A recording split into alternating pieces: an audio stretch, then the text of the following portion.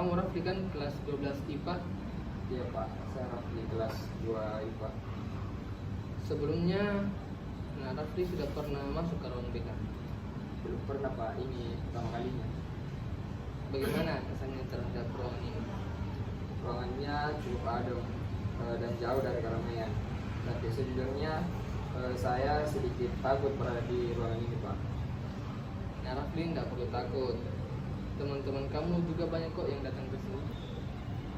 Iya Pak, tapi Kamu tidak perlu takut dan ragu untuk datang ke sini untuk berkonsultasi dengan Bapak, karena Bapak di sini tuh sebagai konselor dan tugas Bapak memberi layanan untuk membantu para siswa-siswa untuk menghadapi masalahnya atau sulit untuk mengambil keputusan.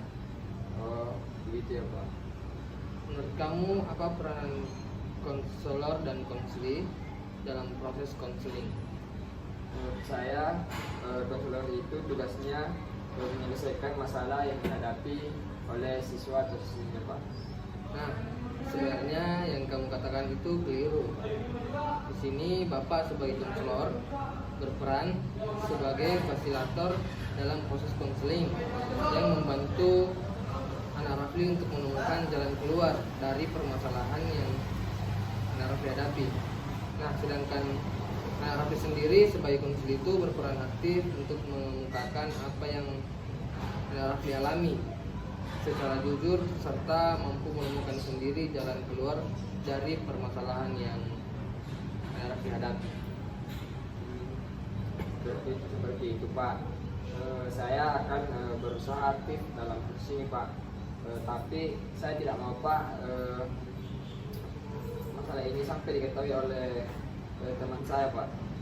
Oh, soal itu kamu tidak perlu khawatir, karena dalam konseling itu ada yang dinamakan kode etik yang menjamin kerahasiaan atas masalah yang kamu hadapi. Jadi, Begitu Pak. ya iya, jadi kamu tidak perlu khawatir. Bapak bisa menjamin pembicaraan ini tidak akan diketahui oleh orang lain. Nah, Begitu ya Pak. iya.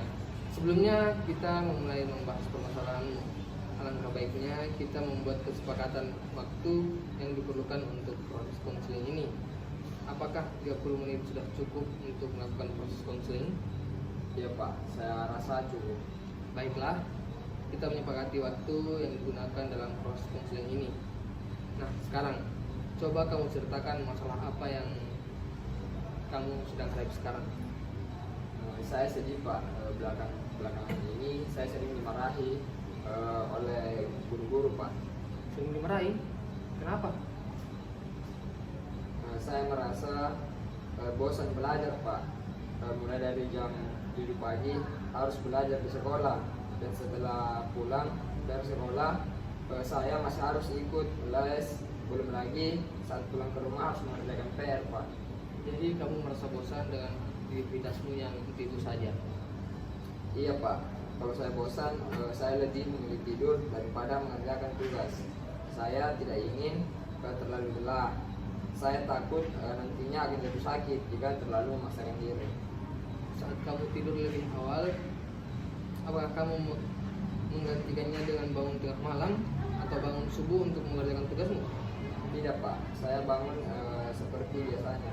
Jadi meskipun kamu tidur lebih awal, kamu tetap bangun seperti biasanya dan tidak mengerjakan tugas.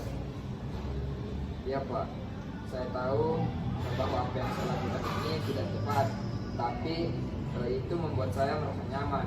Saya sadar Pak, seharusnya saya belajar dengan giat karena sebentar lagi saya akan ujian. Kamu mengatakan kamu harus giat belajar untuk menghadapi ujian, tetapi kamu merasa nyaman tidur lebih awal dan tidak mengerjakan tugas. Iya Pak, saya bingung harus bagaimana. Saya takut gagal saat ujian. Terus, Saya butuh motivasi yang membuat saya bisa jadi lebih rajin belajar Pak. iya betul sekali. Kamu tuh butuh motivasi untuk belajar karena kamu takut akan gagal dalam ujian. Iya Pak, kalau saya begini terus saya akan gagal dalam ujian Pak. Jadi kamu sangat tertekan untuk menghadapi ujian ini. Iya Pak, saya takut gagal Pak. Kalau saya gagal, orang tua saya pasti akan marah dan teman-teman saya akan menjauhi saya, Pak. Bapak mengerti dengan perasaanmu.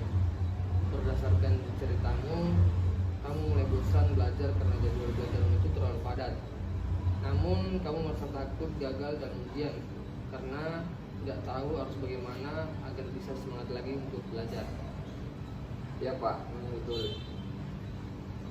Bapak paham dengan apa yang Anak Rafli alami sekarang. Pada dasarnya kita memang akan mudah bosan ketika menjalani aktivitas yang itu saja. Apalagi di umur kamu yang sekarang ini pasti sangat suka untuk mencoba hal-hal yang baru dan menyenangkan.